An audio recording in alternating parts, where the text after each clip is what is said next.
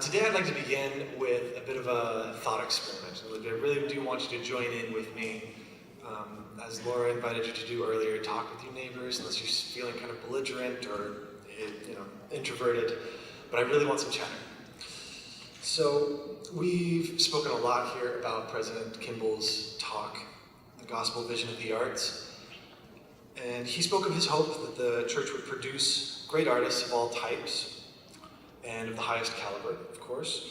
He spoke of wanting to hear singers like Caruso and pianists like Liszt, reading poets like Goethe and seeing painters like Rembrandt, all emerging from within the church. But this begs the question, if we found a genius among us, what would we do with him or her? And what if one simply joined the church? So for our thought experiment, I want you to imagine, say, Mark Rothko found the missionaries, investigated the church, and joined. Stretch it a little, okay? And maybe transpose it to the present day. If we don't seem to be producing the artists ourselves, we don't produce Shakespeare's and Milton's, maybe we need to convert them. So imagine if Mark Rothko were a member of the church. What would we here in this room do? And what would the church at large, the church administratively, do? And because they're probably different questions, what should we and what should the church do? Take 2 minutes to talk about that.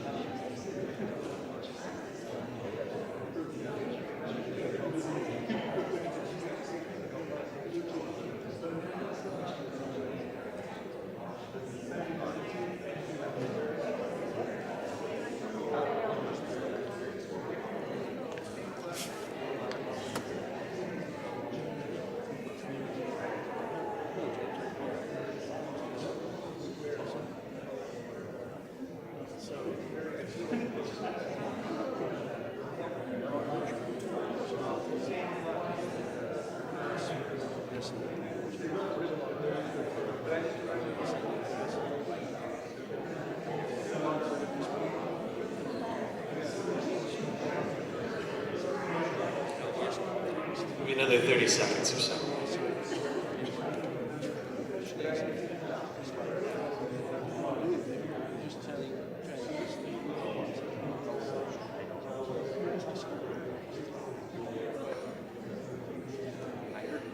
All right, if we could bring it back in real quick. Finish up your thoughts. So, are there any ideas, just generally, this is all very hypothetical, but has anybody come up with anything they'd like to share? Yes, sir. It depends on whether you join the church after you space or before you space. I'm assuming that this has been painted before you joined the church. I think that the leaders of the church will talk to him, and if they liked what he said, they might use his fame, and if they didn't like what he said, they'd ignore him. And so Hard truths. Leaders of the church liking what any Manet or Rembrandt or Will Shakespeare would say at the height of their art are, frankly, not high. Which was your first question? Those both work. That's good. Sir. Well, we have an artist like that. He's sitting behind me. His name is Ron Richmond. I'm getting to that. And I happen to sell a piece rather like this, which Ron had painted. And the way I interpret it, Ron can correct me, but it was cloth in different bars of colour like that. And one was white and the other was sky. And you can put Isaiah's interpretation to that. Wow. It sounds beautiful. I'd love to see it. Oh, sorry, sir. What is your name behind? Yeah. Ron Richmond. Ron Richmond. His work is in there. Of course, yes. And my point being that we are starting to have this. We do have this, but shouldn't we have the best temple murals in the world. Wouldn't that be so cool to have Rothko temple murals? Over here as well. Oh, yeah. I wanted to say, from when I was a kid in school, the teachers would, referring to the question you asked, the teachers would, if they see somebody who sticks out in the classroom, they would culture them and make them into that artist that they see him as being. They get it like an intuition from looking at this special child and seeing that he's different, and then he shape him. They give him, it's sort of like giving him a playground and then start building these things and just start going from there. So it's the same way with bringing someone into the church, is you see these special gifts. Like each Latter-day Saint has a special calling, each Latter-day Saint has a special gift. You know, like contrasting colors and all these different things. Same way with artists. So when you see somebody, there's so much more dimensions to the artist that's more than if he's a convert, or even if he's not a convert, because there's many, there's so many different chronological things that happen, events that happen, and how many different people have contributed to that person, to the total person that he is at that Absolutely. moment. So, yeah, I think that has to do with the body of Christ and the community that we want to ideally create. If you see something, say something, right? I want to change the question just a little bit. I love Rothko. What if Egon Schiele, Francis Bacon, Marcel Duchamp, okay, coming back here, you know, the things that these men may have had to say, the messages that they had to share, these are just a handful of selections we've chosen that are a little more provocative. How would we deal with that in our church community, administratively, or as artists and art lovers? What would we, in the most pragmatic sense, as true Mormons, pragmatically, what would we do? So today, I want to introduce you to the life and music of Francisco Esteves, who, while I will probably stop a little shy of Rothko comparisons, is without doubt one of the most talented, original, and excellently credentialed composers active today in the Mormon tradition. Certainly Esteves is not alone in the Mormon world. Our community includes a growing number of truly great composers of art music, including many who, like Esteves, are from outside the Mormon corridor. Lele Tian, who has a quote on the back wall here, is a prime example. And outside the music world, Glenn Nelson's discovery and revelation of Joseph Paul Forst is a compelling example of discovering a heretofore unrecognized genius within our own tradition. The story of Francisco Esteves is almost unique, however, and fascinates me with reference to President Kimball's talk, in that he not only falls so far outside the familiar culture of Mormon art that we've discussed a little bit here, but he is also living and converted to the church as an adult, coming to us fully formed as an artist rather than developing from within a Mormon context. So let me paint a brief picture for you. Francisco Esteves is a highly trained composer, conductor, performer, and teacher. He recently retired after a lifelong career of university teaching. He obtained multiple degrees studying composition, electronic music, conducting, flute, piano, clarinet, and cello performance, and philosophy at multiple institutions in 3 different countries. He repeatedly attended the famed Darmstadt lectures, where he studied the feats of legends of the avant-garde, such as Stockhausen, Xenakis, Nono, Berio, Ligeti, and others. He studied personally with Olivier Messiaen and Mauricio Kagel. There's a lot of name dropping here, but trust me. He co-wrote and performed in a stage work in which at one point performers sing from sheet music that is literally on fire. And this was after he joined the Church of Jesus Christ of Latter-day Saints in Germany in 1982, and I believe while he was still a branch president in Spain. His music has been performed and received awards across Europe and in Israel and Mexico, but has only recently made its way to the United States, where he is today visiting for the very first time. He has had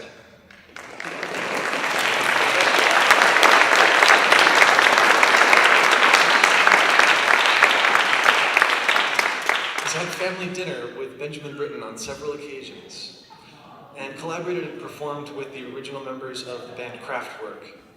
He works in the Madrid temple once a week, and is a big believer in chia seeds. He is a skilled poet, an amateur painter, and a father of 3 and grandfather of 3. He is a survivor of cancer and of numerous death threats, and you've probably never heard of him before. So today, what I don't want to talk about is what is Mormon art. We've had wonderful conversations about this, and could probably have increasingly tautological conversations about it forever. And I think that that's probably important, and we need to do so. But what I want to talk about, and as I said, in quintessentially Mormon pragmatic form, what do we do with Mormon art? And I want to introduce you to Senor Esteves and his music to you today, partly because it's a great story, but also as a case study in what we do, what we really actually are going to do with artistic greatness in our midst. Because we can see it, we are surrounded by it, we have it. It's not a hypothetical, it's happening right now. And we're in the middle of it, and I don't have all the answers. And maybe together, we really do. This festival is certainly part of the answer. And all of us here must be part of the answer. So hopefully we can continue to think about this. First, though, I ought to start from the beginning and tell you, catch you up on how we found Francisco in the first place. It's a story which, for me, raised 2 strangely paradoxical questions. Why had we never heard about him before 3 years ago, as a general Mormon community? Glenn spoke on Wednesday about the isolation that so many Mormon artists feel.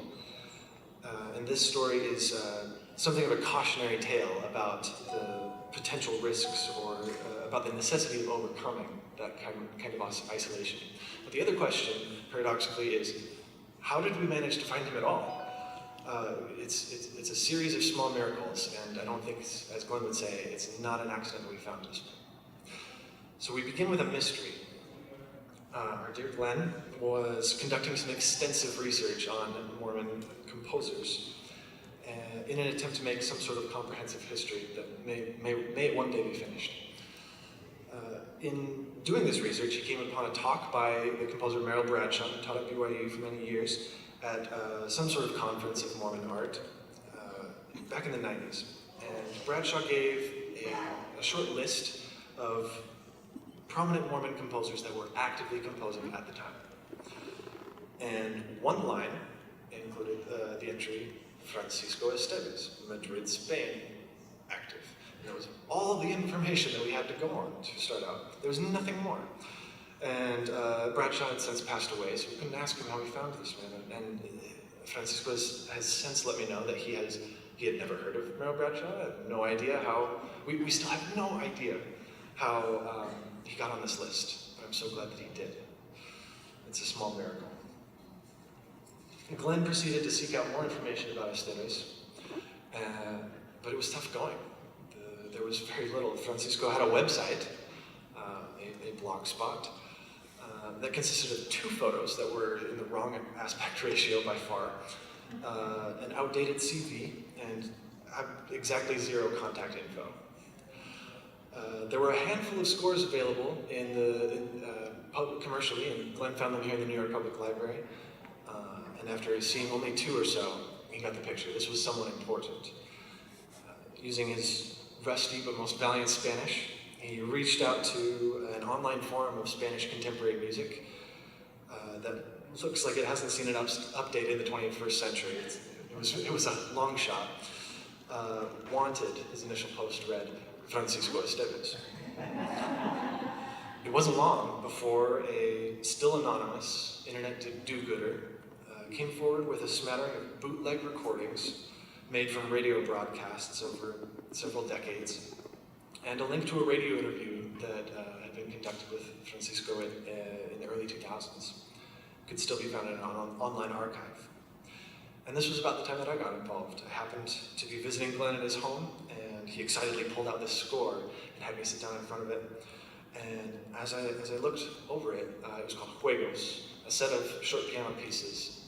And as I looked over Juegos C, it's only 2 pages long, but it immediately captured my attention. I'd love to play it for you and show you the score here.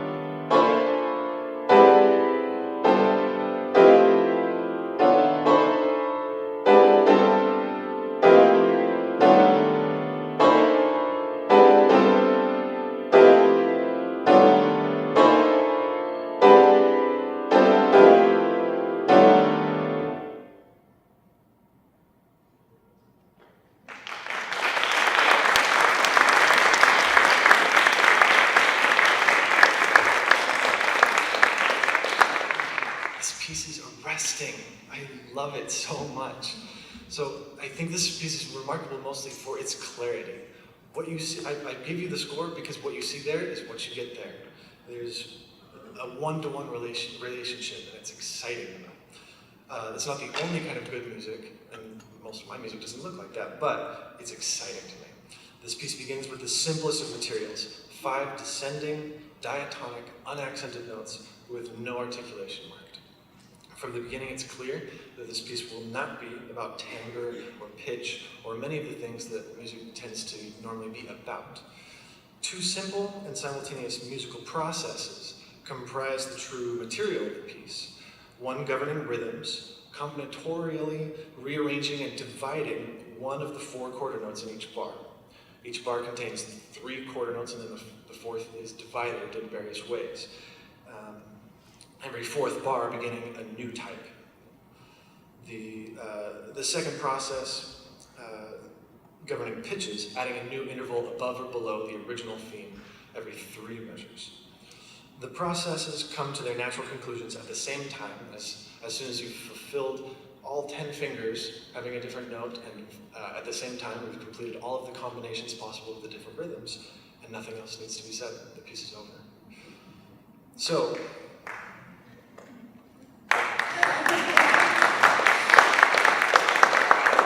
returning to our story, I was sold on this guy's music. I'd been told and seen in his outdated CD that he had studied with Messiaen, who was a musical idol of mine. And I spoke in Spanish, so I wanted to get involved. I was eventually able to get in contact with Esteves. That's a long story. In spite of all the information we had found, and in spite of getting in touch with him, Esteves remained a bit of a mystery to us, and an increasingly tantalizing mystery. It was like dealing with dark matter.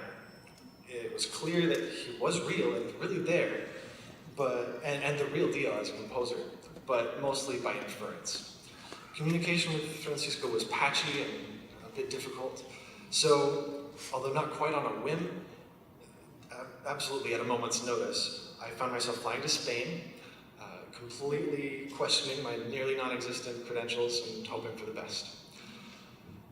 In fact, I was really just hoping that I wouldn't get turned away when I got there. I had no actual guarantee that I would be welcome to pry into his life and his music. Our communication had been that poor, actually, which is honestly partly my fault.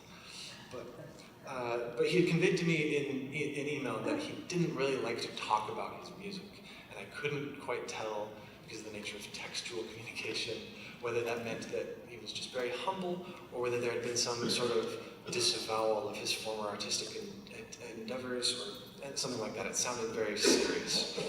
But my only plan was to turn up at the Villalba ward outside of Madrid on Sunday and hope for the best.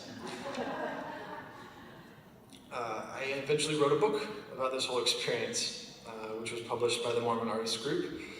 So I'm going to summarize it right here. Long story short, I was well received in Spain. In 4.5 days, I came home with a suitcase stuffed full of manuscripts, memorabilia, and a mess of notes, and a stomach stuffed with paella, and have basically spent the last 3 years sorting that out.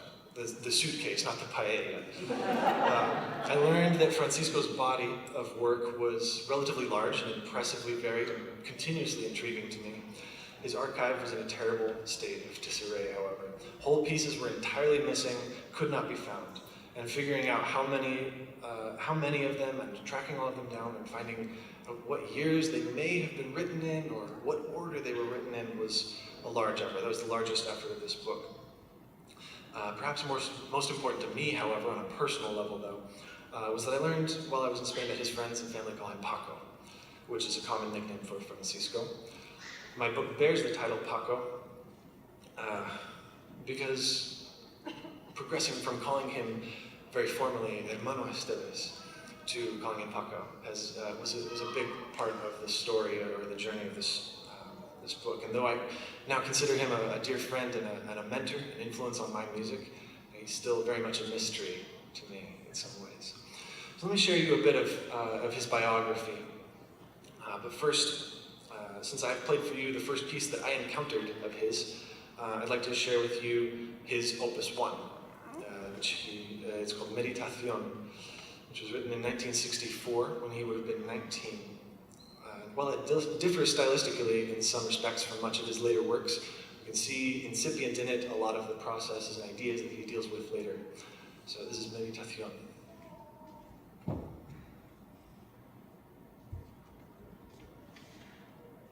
This is a world premiere.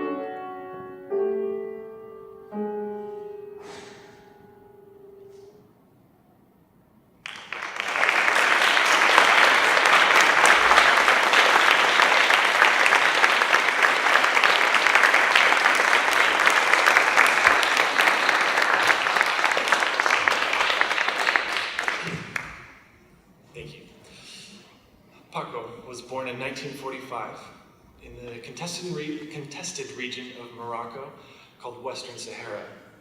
It was a Spanish possession at the time, of some sort, and his parents moved there so that his father, who was a Latin professor, could take a position at the post office, not teaching Latin. They spent a few years there, a few years after, or 1 year, in the Canary Islands, and then moved to Madrid, living in the back of a wine bar, sharing a bathroom with the customers. It's an interesting situation. The family struggled financially for much of Paco's upbringing. His older brother suffered from a chronic illness that claimed his life when Paco was about 15 years old. The difficult situation of his family and the constant care that his brother required meant that young Paco spent a great deal of time alone. In the solitude, he developed a deep creative instinct and a close relationship of comfort with many of the great composers of the past and their music. In spite of these barriers of poverty, though, Paco's parents prioritized allowing him to receive all the musical training that his promising talents required. Soon enough, he began studies at the Royal Conservatory of Madrid. It wasn't until he started there, really, that he began composing. He came to composing somewhat late in life. Unfortunately, Madrid was not at the time an ideal place to be studying contemporary music. This was in the 1960s, during the reign of Franco.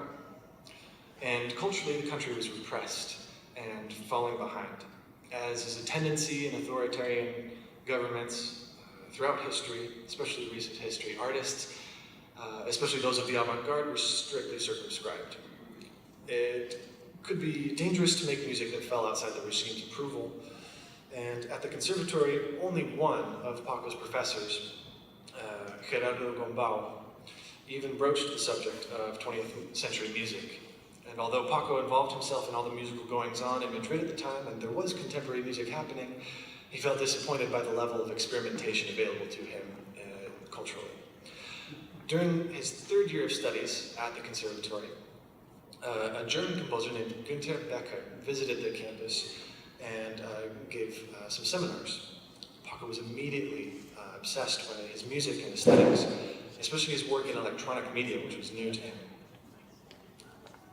He told himself then and there, I'm going to study with that man.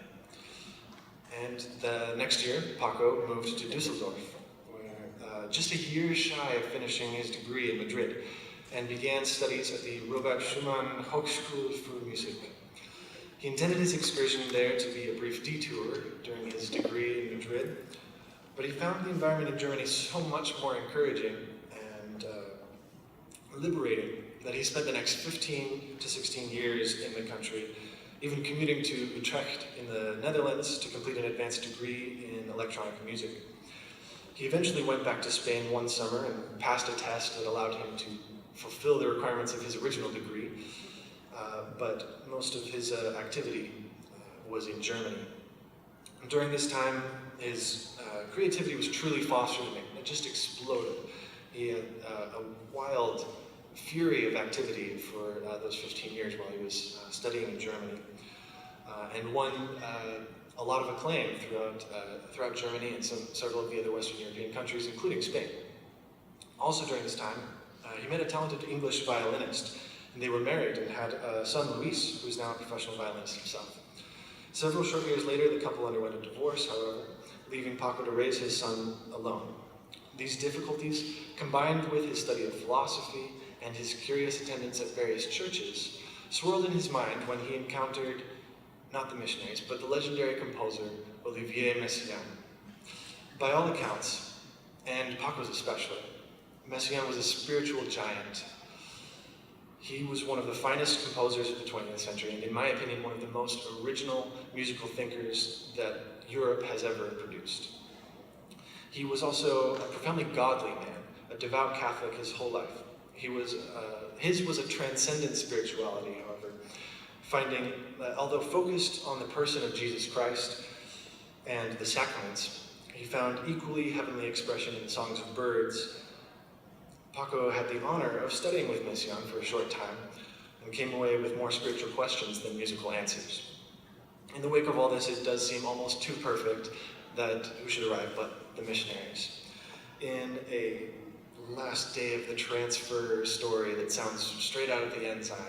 The missionaries ran into Paco as he was coming up the elevator. They were giving up for the day and walking down the stairs, and they ran into each other at just the right time. And after a little over a year of investigating, I believe, he was baptized in 1982 in Dusseldorf.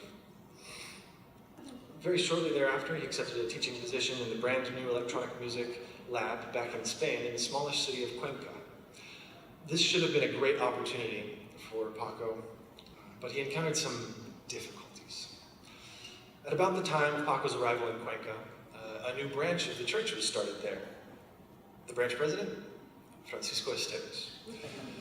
This would be difficult enough for a brand new member of the church, but it got worse. The Catholic leadership of the area led an intense attack on the small congregation, very concerted, I hope a one-off thing. But for years, they labeled them as a cult and actively turned the community against them. The building they used as a chapel was repeatedly vandalized, and threats of violence towards Paco and other members of the church were frequent. Paco's career also ran up against a wall at this time because of the entanglement of the school's administration with the Catholic authorities. He was relegated to teaching introductory courses. The story is incredible and complicated. It has corruption, dubious political connections, betrayed lovers, forbidden loves, and at various times both the Catholics and the Mormons seemed to have some sort of spies involved in some sort of activity. I don't mean to make totally light of it, but any interested screenwriters here should talk to me about it. One shining bit of good news from this dark period does emerge, however. Through his work, he was introduced to Carmen Alonso Boada. They fell immediately in love and were married in Gibraltar, later traveling to Switzerland to be sealed. They've been married for more than 30 years, had 2 daughters, and raised Paco's son Luis, and are as happy a couple as I've ever seen. The couple soon left Cuenca, however. After years of struggle, Paco finally put his foot down when the threats of violence escalated to include Carmen, who was pregnant with their first daughter, Alma. They had to get out. The branch in Cuenca soon closed after that. Paco obtained respectable positions in conservatories surrounding Madrid the rest of his career, and he threw himself fully into growing the church in Spain and, more importantly, into raising his family, which grew to include their youngest daughter, Aida, who is also here with us today. She's a fantastic cellist, and I hope great things await her. When I first visited Paco, he had recently retired. His compositional output has exponentiated since then. It's very exciting. This is partly due to having more time on his hands, but also to having received, at last, the recognition that he deserves in the Mormon musical community and in others, and it makes me very proud to see that.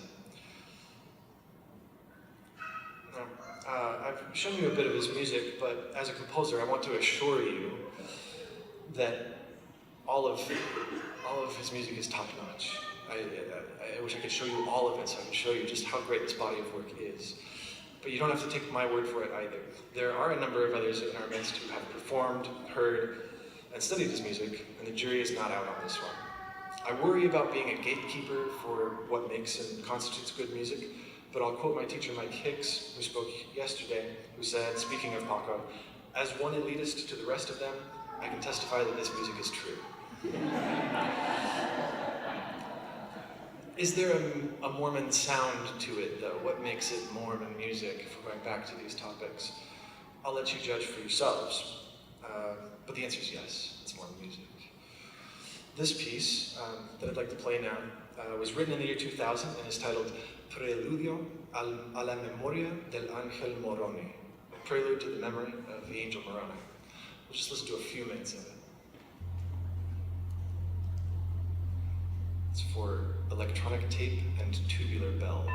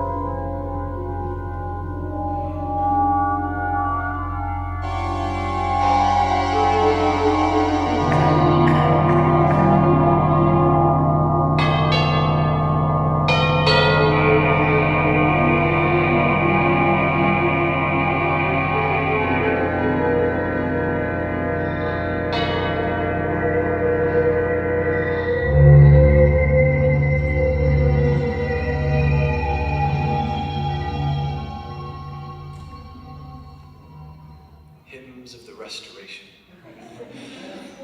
Not quite, right? It's kind of surreal. So what do we do with it?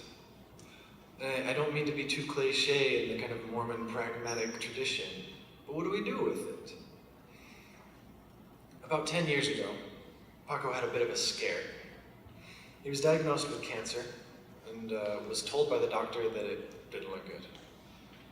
That doctor apparently died a couple days later and was operated on by a different doctor who said it was fine. Surgery went really well. He's made a full recovery. We're glad that he's with us today.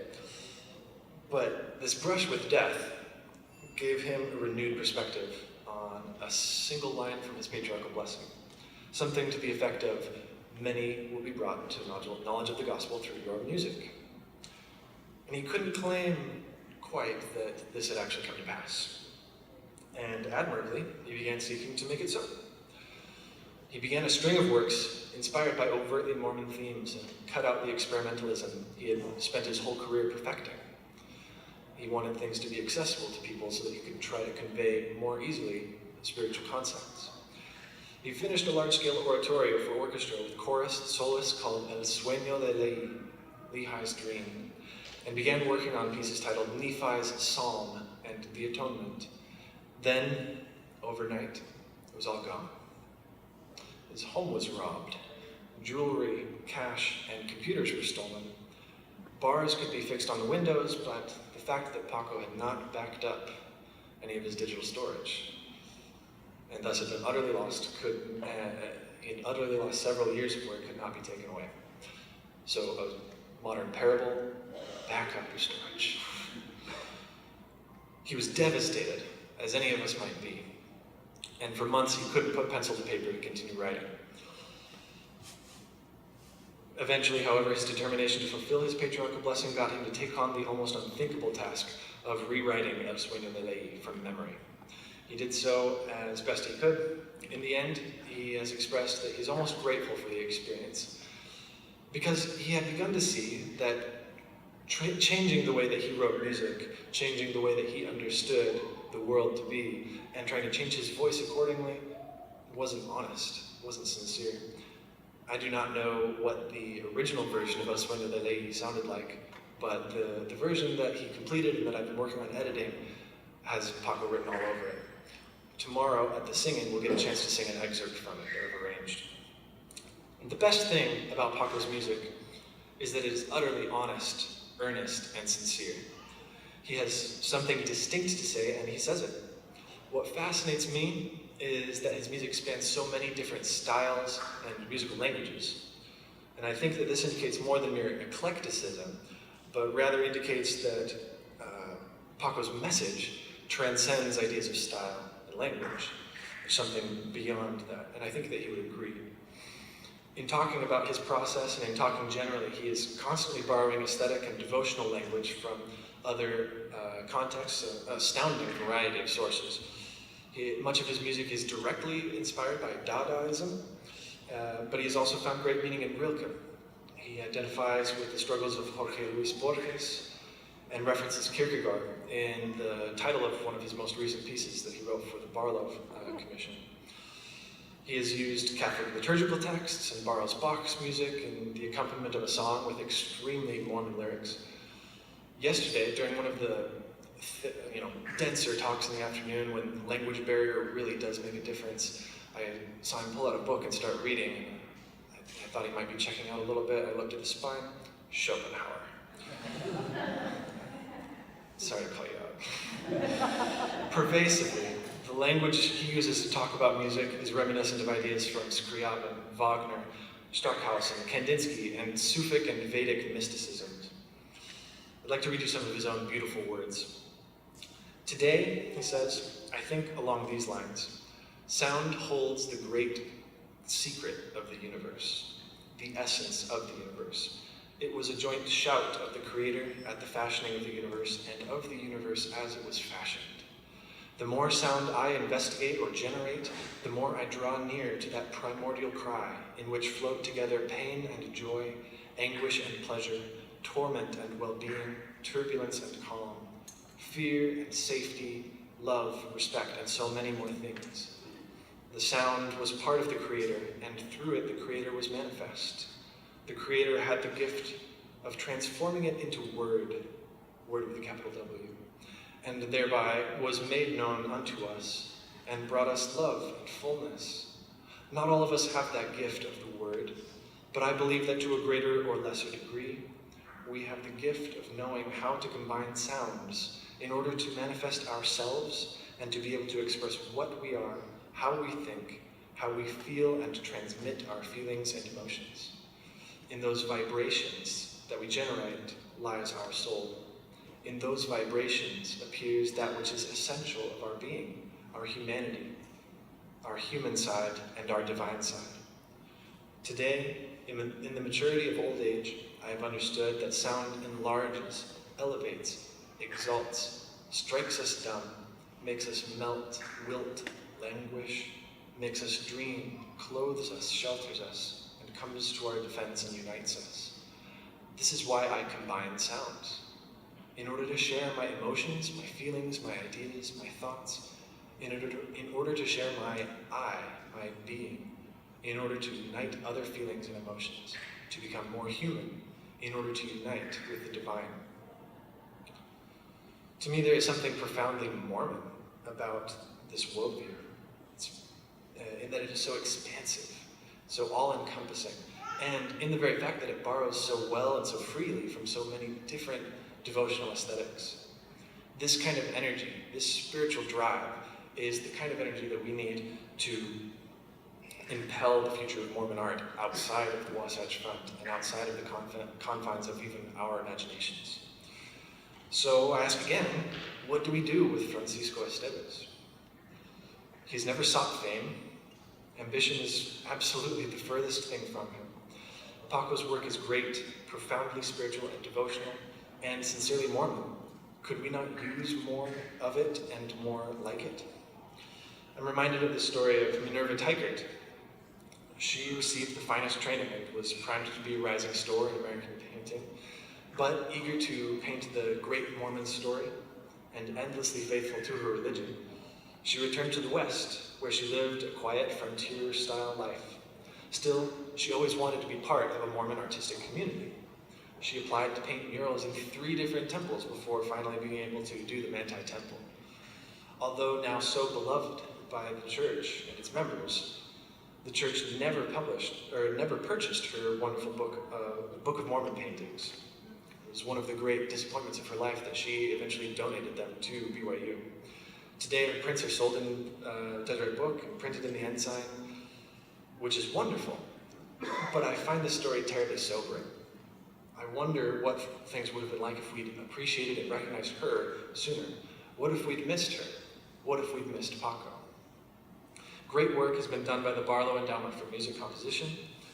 Paco received a commission from them last year, which he fulfilled by writing an enormous piano concerto with string orchestra, the score of which I haven't even finished reading. But who will hear the piece? How will it enter into our canon? Will it form a canon? What is our canon? I think that this festival, of course, is an excellent start. 2 Estevez pieces are being performed, one tonight at the string quartet concert that's following, and tomorrow, as I said, in the singing. But I think we have many more questions to ask and answer regarding how we can create space for Mormon art, and particularly excellent Mormon music, not merely to exist, but to influence us and other members of the church and others outside. As President Kimball said there would be, great artists are and will continue to grow within and to join our faith. Francisco Estevez is one of them. What will we do now that we know? Where much is given, much is required. Before I finish up, I would like to invite Paco up here. Together we will play a piece that he wrote, a piano duo. He wrote a series of short piano duets called mantras. So again, borrowing a different devotional aesthetic. This is Mantra 2B.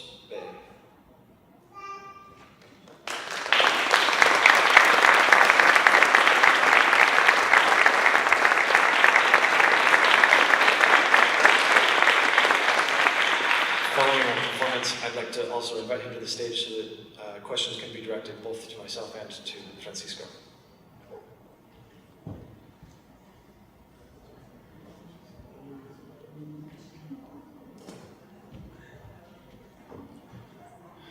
I wasn't going to, but he'd like me to tell you that we have not rehearsed this a single time.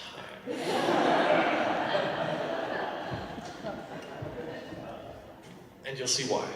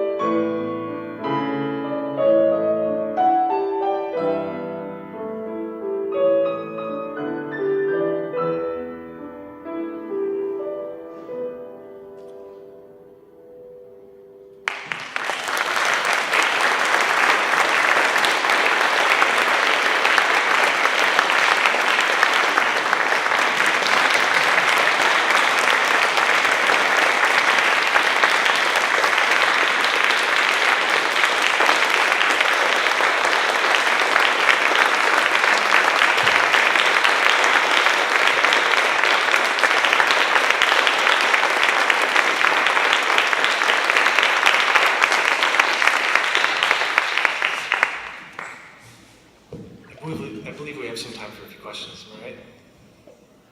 Are we good on time? I can't hear Glenn. Glenn, you gotta talk louder. Do we have any questions for either of us? I would like to know how he reacted when you tracked him down. She'd like to know how Francisco reacted when I finally tracked him down.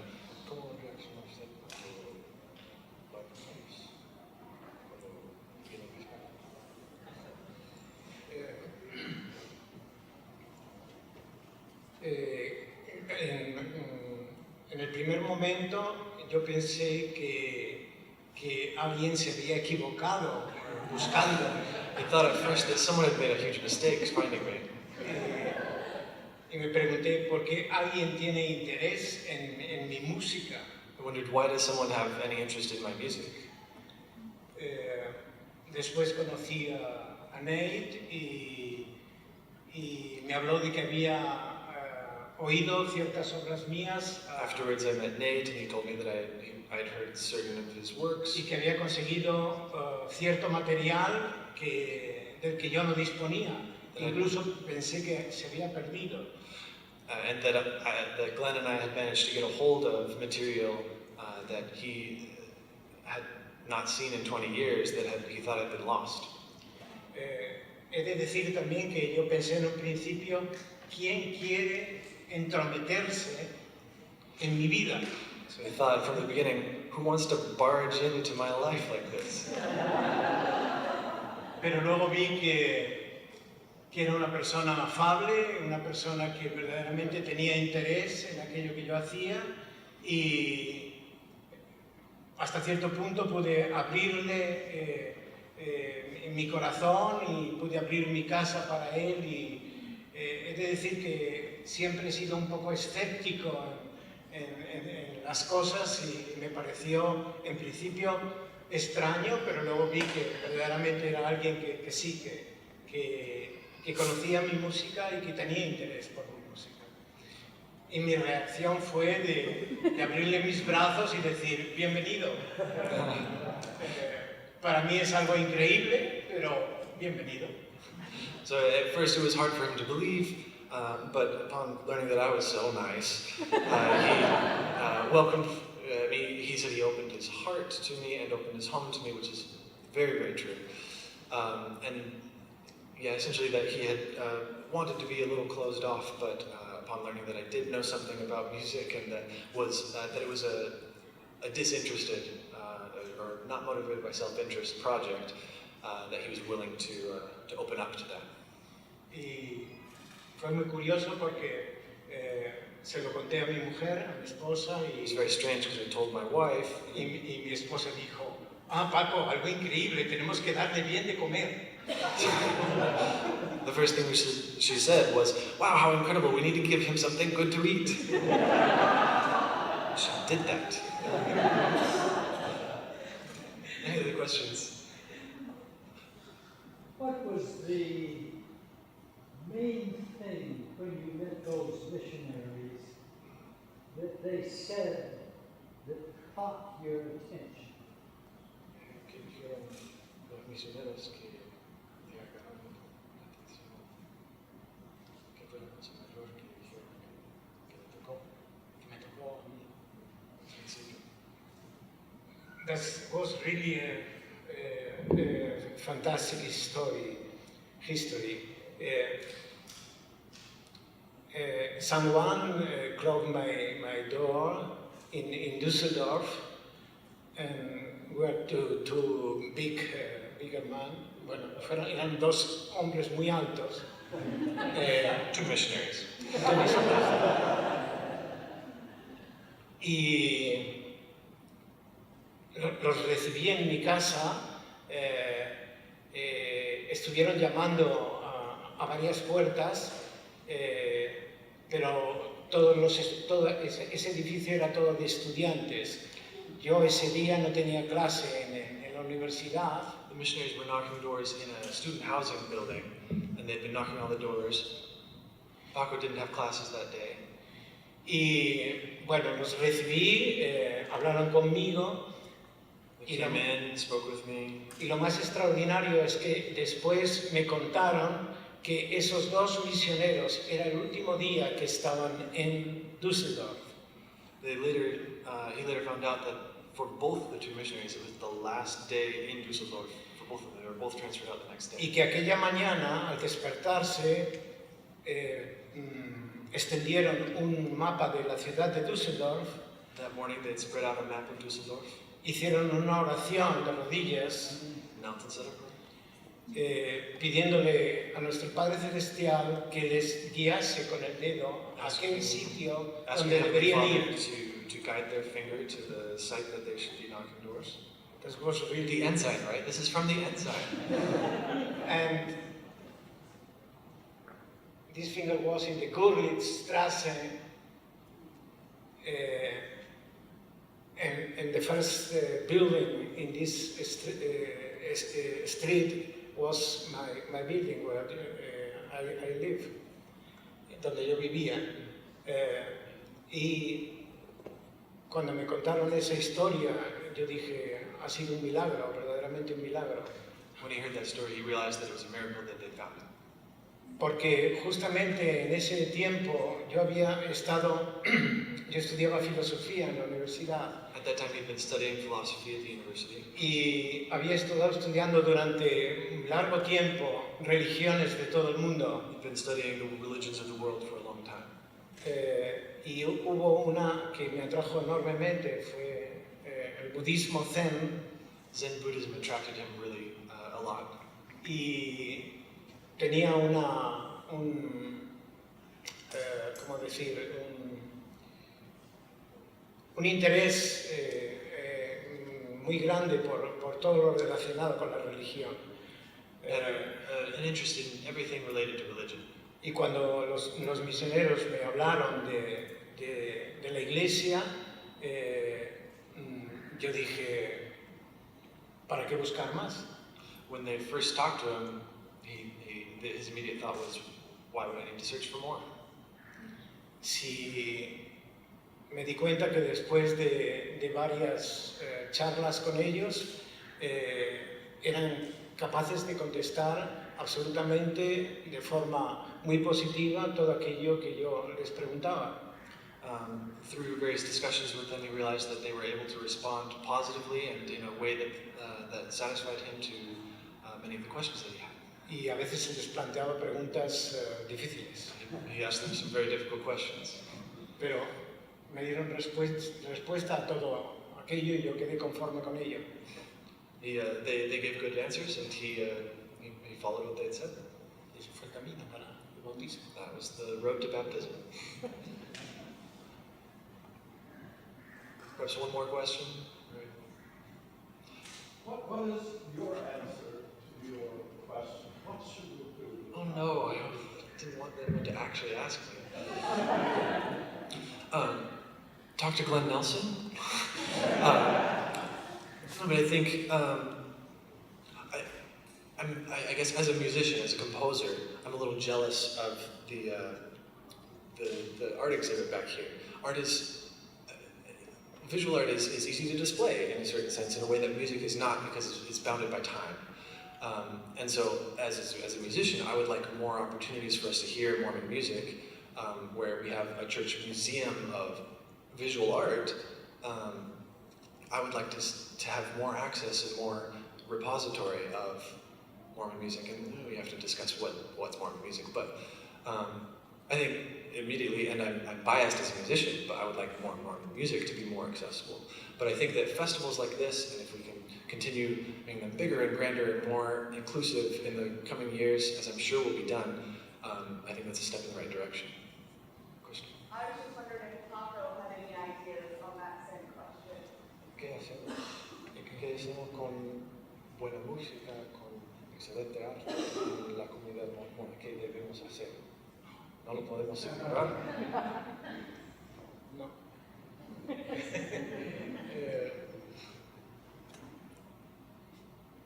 Posiblemente mi interés, perdón si puedo ofender a alguien con esto que digo. I hope I don't offend anyone with what I say.